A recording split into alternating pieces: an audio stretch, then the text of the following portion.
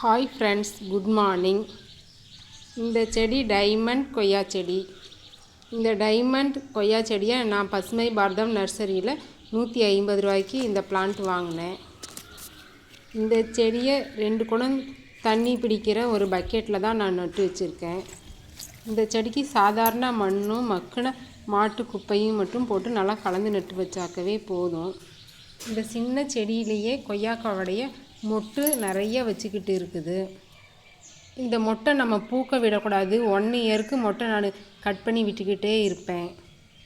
அப்படி நம்ம கட் பண்ணி விடும்போது 1 இயரில் செடி நல்லா பெரிய செடியாக வந்துடும். அதுக்கப்புறமா நம்ம மொட்டு ஃப்ளவர் எல்லாம் விட்டோம் அப்படின்னாக்கா நமக்கு காய் நிறைய கிடைக்கும்.